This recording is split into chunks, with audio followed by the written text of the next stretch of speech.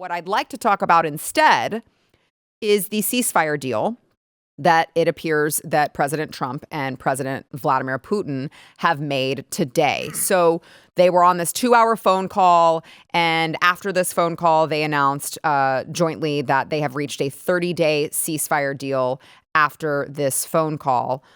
This headline says, as key detail in talks hint at new world order. So President Trump posted on Truth Social about the call. He said, my phone conversation today with President Putin of Russia was a very good and productive one. We agreed to an immediate ceasefire on all energy and infrastructure with an understanding that we will be working quickly to have a complete ceasefire and ultimately an end to this very horrible war between Russia and Ukraine. This war would have never started if I were president. Very true. Very true. I mean, you understand his reason for constantly saying that every single time he talks about it, because he's like, you guys, if you would have just done this right the first time.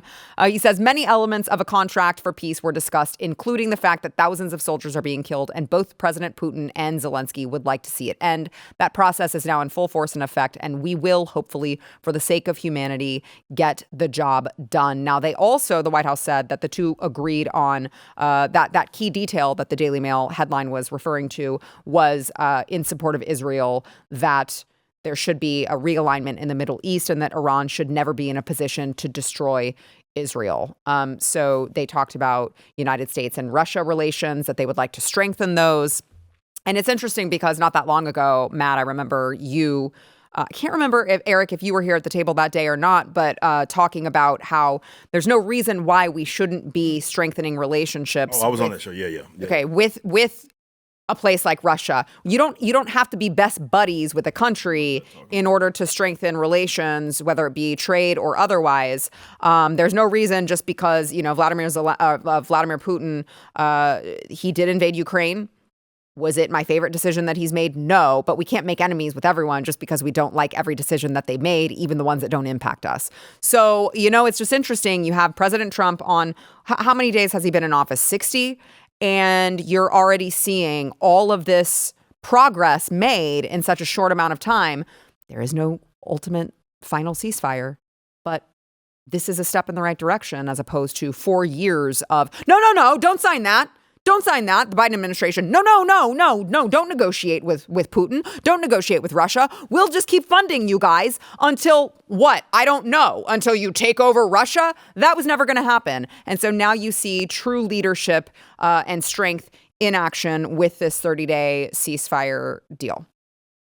Yeah, I talked about it on one of the previous shows and how if he could pull it off, it was going to be interesting because I think I said that, look, Russia's a bit of a wild card. They don't necessarily have to listen to anybody just because they're telling them to cease fire, especially considering that they're the ones that invaded. They don't got to listen to anything. In fact, right after President Trump negotiated the deal with the Zelensky, Russia, I don't know if it were, I can't remember if it were bombs or whatever, but there was a very serious military operation that they engaged upon right after that. Right after that happened, because I was like, look, they don't have to listen to any of this. What I believe is going to happen, and I don't think the Ukrainians necessarily want this to happen, and I especially know that the authoritarian left, at least on our side of the aisle, as far as America is concerned, don't want this to happen, is that Ukraine is going to have to concede some land. Okay, at the end of the day, that's what his whole thing hinged on. They're going to have to concede some land. And out of that, it looks like, at least for now, Zelensky is at least willing to entertain that. And maybe that had a lot to do with the previous administration basically saying, no, don't do that, right? And keeping on what was going to inevitably be this perpetual war. Now it seems like at least they're going to come to the table. Now, I'll be clear, just so everybody knows that I am consistent on this. I do not like the idea of the United States of America basically negotiating on the Ukrainians' behalf in a war that doesn't involve them. But it technically does kind of involve them because of all the money that they've been given to this country, right? So you do have somewhat of an investment, whether it was Trump's fault, the previous administration before him, which a lot of this really got kicked off, especially in 2014 with the previous administration before that, and Obama and everything that they have been doing. Look, it's always been a corrupt country. And in America, to be fair to the Ukrainians out there, they've been heavily involved in that corruption, the United States of America, at least their government. So we'll see what happens for sure. But I am interested now to see if Zelensky is really going to play ball here and say, look, This land that was once ours is not going to be ours anymore.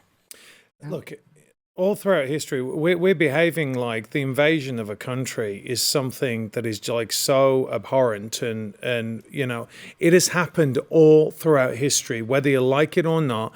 People have seen land that they want and they've taken it through strength. It's just the way it is, and we kind of see ourselves or think that we're above that. And what America does and what Britain's done in the past is used other ways of invading countries where it doesn't where it doesn't mean you walk in, you know, you use proxies, like you say, like that's what they do.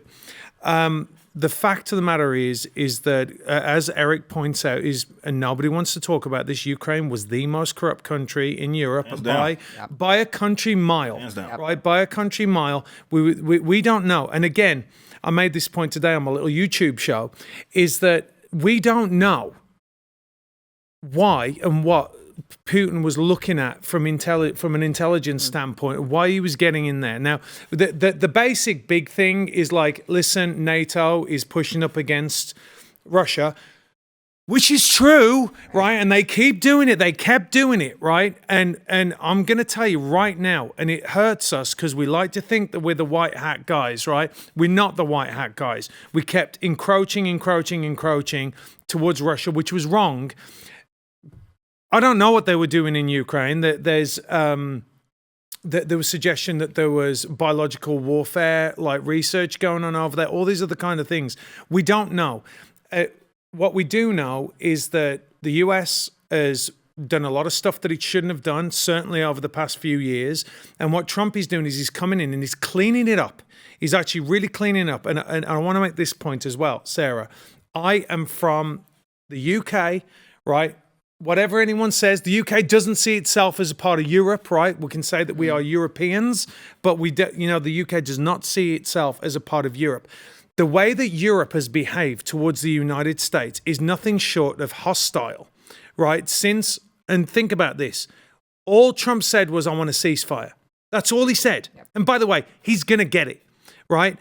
And they lost their minds. They're like, no, we can't have that. Let's send back the F-35s. This is how illogical they are, right? They're saying that we don't want to buy the F-35s anymore. The F-35s are the only fifth-generation fighters that the Europe has, right? So they're talking about going up against Russia without good enough planes to fight the Russians who have fifth-generation planes. The reason why I say that is why? Why are they doing this? I believe it's firmly linked to a couple of things. Doge is the one thing. It's shown where all the flow of money is going, the transfer of wealth into Europe. Secondly, what Trump is doing is he's showing countries the way they should behave as sovereign countries. He's saying, look, you shouldn't have people invade you. You shouldn't have all these people here. You should look after your own people first. And that is exactly not what Europe wants, right? They do not want that. What they want is they want an influx of people to come in my opinion, so then they'll cause so much trouble that the governments will come in and say, I'm going to clamp down because the people will say, please, please, please save us, right? Yeah. So we're in a situation now where I look and I go, Europe is a bunch of globalists. Who is the one person that loves his country and does not want to be a part of the globalists? Donald Trump. And Putin. I mean, Vladimir Putin. I'm sorry. Whatever you think about him, he doesn't want to be a part of that. Yep. And I don't see why, when you've got Five Eyes and all the intelligence services in, the UK and all that worked against Donald Trump, right, in the past. You look at the Chris Steele dossier, all these other things. Why wouldn't you look to Russia and go, hey, listen, you were a superpower. I mean, with the USSR, you were a superpower. There's a lot of things that we can work on. We're aligned on a bunch of things. Like you said, if you're talking about us being friends, you don't have to be friends. No, you can just be trading partners. Right. But Europe is not, they're not our friends. Right. They're not. And I say that as someone from the UK. Well, that's why it's just so messed up, because, I mean, when you look at the fact that we got involved in this in the first place, and you keep in mind that, Ukraine is not part of NATO. As much as they try to desperately, weasel their way in, they are not part of NATO. So there was no reason for us to pick an ally in this particular battle. We could have just as easily, I'm not saying we should have, I'm just saying we could have just as easily picked Russia, because Russia and Ukraine, on paper, neither of them are supposed to be our end-all, be-all allies, and we have to stick with them through thick and through thin. Every single thing that happens to them, we have to be right by their side. That's not even the case for either of them. So it was incomprehensible that we even decided to engage in this, other than the fact that this has been such a corrupt country laundering our money. Other than the fact, then, don't forget, every time we talk about Ukraine, that President Trump was impeached because he was trying to root out corruption of Joe Biden. That was 100% confirmed. Yep. Yes. It wasn't a lie. Right. That's what I'm saying. Like, they impeached him over it, and all he was doing was saying, I heard that Joe Biden did some really shady stuff over here as vice president. It so happened that he was his political opponent at the time for president, but he did do those things as vice president. That is what was alleged that President Trump was trying to root out, and he got freaking impeached over it. Yeah. So I think that it's important to get, like, this is full context, full circle shit, that this all happened, and it never had to. This was not an ally of ours on paper. This was Joe Biden making some, my opinion, maybe not yours, Joe Biden making some backroom deal so that Zelensky didn't blow all his shit up by saying, hey, this is actually what I had on your boy. I'm going to expose this if you guys don't fund this conflict for us for forever. If you like this clip and you want to see the full episode, click here. And if you want to subscribe to the channel, come on, you know you do. Click here.